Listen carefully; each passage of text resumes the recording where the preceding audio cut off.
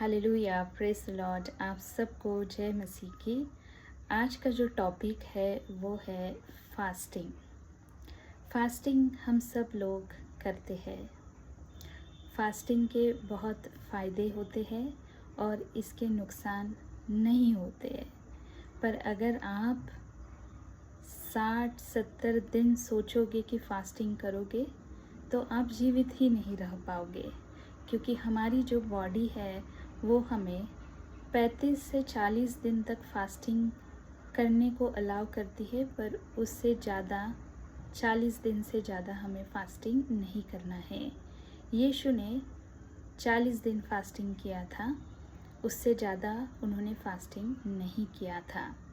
अगर हम साइंटिफिकली देखें तो हमारी बॉडी की जो रचना है उसे रोज़ कार्य करना पड़ता है डाइजेशन प्रोसेस के लिए। तो जब हम हफ्ते में 1 या 2 दिन फास्टिंग करते हैं तो अंदर के जो सिस्टम के वायरिंग्स है, जिसे हम वायरिंग कहेंगे, उसे थोड़ा सा आराम मिलता है। जो अन्न नलिका होती है, जो हमारा लीवर होता है, जो हमारी किडनियाँ होती हैं, इन सारे ऑर्गन्स को आराम मिलता है और प्यूरिफिकेशन प्रोसेस होती है। हमारे शरीर में जो फैट होता है, जब हम फास्ट करते हैं तो वो एक्स्ट्रा फैट बर्न होता है और हमारे चेहरे पर फास्टिंग से एक चमक भी आती है। तो चलिए, बाइबल क्यों कहती है हमें फास्टिंग करने के लिए, ये हम स्पिरिचुअली जानते हैं। मेरे दिल में एक ख्याल आया कि अगर एक छोटा सा बच्चा है जो रोता है एक खिलौने के लिए और अपने पापा से कहता है कि पापा मुझे ये खिलौना आप ले दो, क्या उसके पापा उसे ऐसा कहेंगे, बेटा तू आज दिन भर कुछ भी मत खा, एक कमरे में जा और रोता रहे, फिर जाके मैं तेरी इच्छा पूरी करूँगा। अगर एक अर्थली फादर ऐसा नहीं कर सकता है तो हमारे पिता ऐसा हमें क्यों करने कहते हैं। तो चलिए हम इसे गहराई से समझते हैं। अभी सबसे पहले हम सब लोग फास्टिंग करते हैं। बहुत से लोग 40 दिन का फास्ट गुड फ्राइडे के पहले रखते हैं। तो इन 40 दिनों के फास्ट में हम क्या क्या गलतियाँ करते हैं वो पहले हम समझ लेते हैं। तो सबसे पहली गलती हमारी यह होती है कि हम फास्टिंग में रोते नहीं हैं। अब हम 40 दिन का फास्ट कर रहे हैं तो हमें कितने दिन रोना है? 40 दिन रोना है, क्योंकि बाइबल कहती है, जोएल की पुस्तक चैप्टर 2 और वर्स 12 में, जोएल की पुस्तक चैप्टर 2 और वर्स 12 में बाइबल कहती है कि जब भी आप फास्टिंग करते हो आपको रोना है। अगर आप रोते नहीं हो तो ये सच्ची फास्टिंग नहीं है, आपकी फास्टिंग अधूरी रह जाएगी। तो जब भी आप फास्टिंग करते हो, आप 40 दिन का फास्टिंग करते हो तो 40 दिन आपको फास्टिंग में रो के प्रार्थना करनी चाहिए। रोना बहुत ज़रूरी है। और दूसरी चीज़ है, परमेश्वर बोलते हैं कि फास्टिंग में आप खाना मत खाइए, कुछ भी खाइए मत, किसी का भी सेवन मत करिए। अगर पॉसिबल हो तो आप पानी भी ना पीजिए। पर बहुत से लोग हैं जिन्हें हेल्थ इश्यूज़ होते हैं तो उन्हें पानी लेना पड़ता है, वो बात अलग है। पर मैं सजेस्ट करूँगी कि अगर आप पानी कम से कम पिए या पानी ना पिए तो वो बेहतर है। फास्टिंग में आप कुछ भी मत इनटेक करिए। फ्रूट जूस नहीं अलाउड, फ्रूट्स खाना नहीं अलाउड, साबूदाने की खिचड़ी खाना नहीं अलाउड, एप्पल खाना नहीं अलाउड। आप फास्टिंग में कुछ भी नहीं खाना है। खाना तो नहीं खाना है फ्रूट्स। अभी आपको लगेगा हम तो फ्रूट्स खा रहे हैं। एडम और ईव का खाना क्या था? उनका खाना फ्रूट्स ही था गार्डन ऑफ ईडन में। तो आपको फ्रूट्स नहीं खाने, फ्रूट्स भी खाना होता है। बहुत से लोग क्या करते हैं, 1 गिलास भर के दूध पी लेते हैं। दूध एक कंप्लीट फूड माना जाता है। तो दूध भी आपको पीना नहीं है, चाय नहीं पीना है, कॉफ़ी नहीं पीना है, लेमन जूस नहीं पीना है, तो ये सारी चीज़ें आपको नहीं करनी है फास्टिंग में। बहुत बार मैंने देखा है कि दिन भर लोग नहीं खाएंगे और शाम को मटन चिकन खा लेंगे। ये फास्टिंग का अपमान है। फास्टिंग का दिन आपका पवित्र होना चाहिए। इसमें आपको कोई भी इच्छाएं नहीं होना चाहिए कि भाई मैं ये होने के बाद ये करूँगा, वो होने के बाद वो करूँगा। नहीं, वो दिन आप पूरा परमेश्वर को दीजिए। और परमेश्वर यह भी कहते हैं कि फास्टिंग के दिन आप सादे सिंपल कपड़े पहनिए। बहुत से लोग सफ़ेद कपड़े पहनते, अच्छा है आप सफ़ेद पहनते हो तो, पर मोस्टली क्या होता है कि सफ़ेद कपड़े जब हम पहनते हैं तो हमारे कपड़ों पर कोई दाग तो नहीं लगा है, ये हम डबल ट्रिपल चेक करते हैं, क्योंकि हमें पता है कि सफ़ेद कपड़े पे कोई दाग धब्बा लगता है तो जल्दी से नज़र आता है। फिर दूसरी बात ये है कि वो कपड़े धुले हैं, प्रेस किए हैं कि नहीं, ये भी हम देखते हैं। सफ़ेद कपड़े पहनने के बाद हम थोड़ा सा ज़्यादा मेकअप भी कर लेते हैं, थोड़े बाल वगैरह अच्छे से सेट कर लेते हैं, तो उसमें हमारा टाइम जाता है। तो परमेश्वर क्या कहते हैं कि आप सादे कपड़े पहनो ताकि आपका टाइम बर्बाद ना हो। क्योंकि फास्टिंग का एक महत्वपूर्ण पॉइंट जो है वो है आपका टाइम। तो आपका टाइम फास्टिंग में आपको परमेश्वर को देना है। फास्टिंग जब करते हो व्हाट्सएप मत देखिए, फेसबुक मत देखिए। अगर ये वीडियो कोई और धर्म के लोग देख रहे हैं, सबके लिए मैं कहना चाहूँगी कि फास्टिंग में जो बाइबल में सिखाया है वो कहता है कि सोशल मीडिया से दूर रहिए, अपने दोस्तों से दूर रहिए और अपना समय जो है पिता के साथ, आप जो स्वर्गीय पिता है उसके साथ बिताइए। और तीसरी चीज़ बाइबल कहती है कि आपको ऑयल से अनॉइंटिंग करना है। तो अभी आपके घर में आप कौन सा ऑयल यूज़ करते हो डिपेंड करता है। तो कभी कभी मैं ये ऑयल यूज़ करती हूँ, क्योंकि मैंने थोड़ा सा रिसर्च किया था, तो मैंने ये कोई ऐड वगैरह नहीं है, तो मैं जो वो ऑयल जो होता है वो फेस को भी लगाती हूँ और बालों को भी लगाती हूँ। तो ये बालों के लिए और फेस के लिए अच्छा होता है। तो जब आप अनॉइंट करते हो अपने आप को, तो कोई भी ऑयल लीजिए, जैसे नारियल का लीजिए, कोई भी ऑयल लीजिए, 2-3 ड्रॉप तो आपको यहाँ पर डालने हैं ऑयल के। थोड़ा सा माथे पे लगाइए और थोड़ा सा आँख के ऊपर से आप थोड़ा ऑयल लगाइए, आपके आईब्रोज़ को भी थोड़ा सा ऑयल लगाइए, आपको अनॉइंटेड फील होगा। तो आप अपने आप को किसी भी ऑयल से, जो भी ऑयल आपके घर में हो, अनॉइंटेड फील करिए। और जब हम ऑयलिंग करते हैं थोड़ा बहुत, अभी मेरे बाल घुंघराले हैं, तो जब मुझे कोम करना पड़ता है तो मुझे थोड़ा टाइम लगता है, क्योंकि बाल घुंघराले होने की वजह से कोम्बिंग में टाइम जाता है। तो आप जब ऑयल लगाते हो तो आप अलग अलग हेयर स्टाइल ज़्यादातर नहीं कर पाते हो। तो परमेश्वर चाहते हैं कि उस दिन आप कोई हेयर स्टाइल करने में अपना जो टाइम है वो बर्बाद ना करिए, ताकि वो आपका पूरा जो टाइम है वो आप परमेश्वर को दे। तो ये परमेश्वर की इच्छा है कि हमारा जितना भी टाइम है वो हम उसे दे। तो टाइम जो है वो हमें परमेश्वर को देना है। और परमेश्वर कहते हैं जोल की पुस्तक 2:12 में कि आपको हम्बल होना है, हम्बल होना है। तो हम हम्बल कैसे होते हैं? क्योंकि हमारा ध्यान इधर उधर नहीं होता है, केवल परमेश्वर की ओर रहता है। तो पवित्रता का जो माहौल है वो बन जाता है। उस माहौल में हम भी पवित्र बनते रहते हैं। तो हमारे अंदर का जो गुस्सा है, हमारे अंदर किसी के प्रति जो नफ़रत है, वो सारी धीमे धीमे ख़त्म हो जाती है। और हम हमारा जो टाइम है वो परमेश्वर के चरणों में सौंपते हैं और हम्बल हो जाते हैं। अंदर से हम्बल मतलब ऐसा नहीं है, अंदर से आप हम्बल हो जाते हो उस टाइम में। और आप गीत गाते हो, वचन को पढ़ते हो, वचन को ग्रहण करते हो। तो परमेश्वर कहता है कि जब आप हम्बल हो जाते हो तब मुझे आप बहुत अच्छे लगते हो। तो हम जब हम्बल हो जाते हैं तो परमेश्वर हमें आशीषित करता है। और एक बात बहुत ज़रूरी है कि बाइबल में परमेश्वर ने जो चमत्कार किया था वाटर इनटू वाइन का, तो वहाँ पर परमेश्वर ने एम्प्टी घड़े लाने को बोले थे, जिसे हम सिस्टन्स इंग्लिश में कहते हैं। तो एम्प्टी घड़े, जो घड़े मिट्टी से बनाए गए हैं। तो हमारी जो बॉडी है वो डस्ट से बनाई गई है, जानवरों की जो बॉडी है वो ग्राउंड से बनाई गई है। तो उसमें डिफरेंस है डस्ट और ग्राउंड, पर डस्ट भी ग्राउंड से ही आती है। तो हमारी जो बॉडी है वो डस्ट से बनी है। तो परमेश्वर क्या चाहते हैं कि ये हमारा जो कंप्लीट बॉडी है, परमेश्वर ने तो इसको टेम्पल कहा गया है।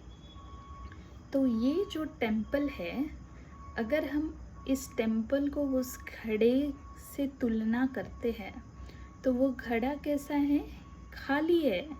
उसमें अगर पानी है तो उसका इस्तेमाल होगा, पानी नहीं है तो उस घड़े का कोई मतलब है, इस्तेमाल है नहीं है। वो एक कोने में धूल खाता हुआ, उसमें जाली मकड़े आ जाएंगे। वो हेल का पिक्चर मुझे देख रहा है, उसमें पानी नहीं है, जान नहीं है, जाली मकड़े आ जाएंगे, किसी कोने में पड़ा रहेगा और किसी का धक्का लगा तो वो टूट के मर जाएगा। तो उसमें ज़रूरी क्या है? पानी की। तो परमेश्वर ने उन लोगों को क्या बोला, अपने शिष्य को, कि उसमें पानी भरिए, फ्रेश वाला, पुराना रखा हुआ पानी नहीं, फ्रेश वाला पानी भरिए। और उस पानी को वाइन में परमेश्वर ने कन्वर्ट कर दिया। तो उसी तरह से परमेश्वर चाहते हैं कि हमारा शरीर एम्प्टी हो, ताकि उसका पवित्र आत्मा उसमें बसे। पवित्र आत्मा जब उसमें बसता है तो हमारा जो शरीर है, जो टेम्पल है, उस टेम्पल का इस्तेमाल लोगों की सेवा के लिए हो सके। एक बार दोस्तों मेरे जीवन में मौत का एक इंसिडेंट हो गया था। उस दिन मेरी जान जाने वाली थी। तो मैं अपने बचाव के लिए एक पास्टर के यहाँ गई, एक मंदिर में मैं गई और मेरी बॉडी पूरी ज़ख्मी हो गई थी। मेरे हाथ, मेरा शरीर ज़ख्मी हो गया था। तो मैंने उन्हें कहा कि मेरे पीछे शत्रु लगे हैं, वो मुझे ज़ख्मी कर रहे हैं और वो कोई और नहीं है, मेरे परिवार के हैं। तो आप मुझे बस 2 घंटा दीजिए। चर्च का जो सबसे लास्ट वाला रो होता है जहाँ पे लोग बैठते हैं, मैंने उन्हें कहा कि मैं सबसे लास्ट वाले रो के ऊपर भी नहीं बैठूँगी, कॉर्नर में चुपचाप बैठूँगी। चर्च सर्विस पूरी ख़त्म हो गई थी, तो चर्च तो एम्प्टी था। तो मैं बोली, अगर आप आपके घर में मुझे 2 घंटे के लिए, उनकी वाइफ भी थी वहाँ पे, मैंने उनको रिक्वेस्ट की कि 2 घंटे के लिए मुझे आपके घर में रहने दीजिए, मेरे पीछे शत्रु पड़े हैं। उन्होंने मुझे पानी तक नहीं पूछा, एक चेयर भी नहीं दी बैठने के लिए। खुद ब खुद उन्होंने बोला भी नहीं कि आके बैठ, पानी दे। तो मुझे खुद पानी मांगना पड़ा। खुद मैंने बोला कि आप प्लीज़ मुझे एक चेयर दीजिए बैठने के लिए। उनके घर में मैं जब गई थी तो मैंने उनको रिक्वेस्ट की, विनती की कि आप मुझे 2 घंटे के लिए आपके घर में रखिए। तो वो बोले कि हम रख नहीं सकते। फिर मैंने बोला कि मुझे 2 घंटे के लिए आपके चर्च में बैठने दीजिए, कोने में मैं बैठूँगी। मेरे शत्रु जब चले जाएंगे, जैसे डेविड की सिचुएशन, तब मैं चली जाऊँगी, क्योंकि मेरी बॉडी अलाउ नहीं कर रही है मुझे चलने के लिए। ज़ख्मी हो गई हूँ काफ़ी, पेट में मेरे खाना नहीं था उस समय। पर वो बोले हम ऐसा नहीं कर सकते, हमारे जो हाई होते हैं, जो मिनिस्ट्री के, वो लोग हमें अलाउ नहीं करेंगे आपको रखने के लिए हमारे चर्च में। हम बस प्रार्थना कर सकते हैं, हम आपकी मदद नहीं कर सकते। तो उस ज़ख्मी हालत में दोस्तों, उस ज़ख्मी हालत में मैं उस चर्च के बाहर निकली और फिर वहाँ पे बारिश आने लगी। आपने सुना होगा ना दोस्तों, बारिश जब हमारा महत्वपूर्ण काम होता है, हम कहीं जाना चाहते, तभी जाके पानी पड़ता है, तो हम बहुत निराश हो जाते हैं, राइट? पानी पड़ता है तो, पर वो पानी पड़ना एक ब्लेसिंग है। पानी पड़ना मतलब आपका जो शरीर है, मिट्टी से बनाया, डस्ट से बनाया शरीर है, उसमें परमेश्वर पानी भर रहे, उसमें जान भर रहे।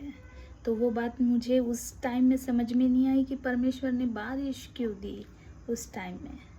तो उस समय बारिश आई, बारिश की वजह से मेरे शत्रु मेरे तक पहुंच नहीं पाए और फिर मैं वहाँ से निकल पाई उस एरिया में से। और वो मेरे घर वाले ही थे, मतलब रिलेटिव्स, और मेरी जान उस दिन परमेश्वर ने बचाई। तो उस घड़े में, उस शरीर में, उस बारिश से परमेश्वर ने पानी भरा। परमेश्वर ने मुझे प्यास लग रही थी, तो वो बारिश का पानी मेरे मुंह में गया और मेरी प्यास थम गई। तो मैं यही कहना चाहती हूँ कि फास्टिंग में एम्प्टी स्टमक पानी भी मत लीजिए, ताकि पवित्र आत्मा आप में वास कर सके और परमेश्वर का सामर्थ्य आप में आए। और आपका जो सर है उसमें आप बोलिए परमेश्वर को कि आप विजडम और नॉलेज से मेरा सर भरिए। अभी मैं जो करती हूँ, मैं ट्रेडिंग करती हूँ 2 साल से। ट्रेडिंग आपने सुना नहीं होगा कि कोई क्रिश्चियंस ज़्यादातर के करते हैं, ट्रेडिंग में हैं, हो गए, बट बहुत ज़्यादा लोग नहीं हैं। तो बहुत से लोग बोलते हैं कि आप ऑप्शन ट्रेडिंग मत करो, इंट्राडे मत करो, आप स्टॉक्स में लगाओ।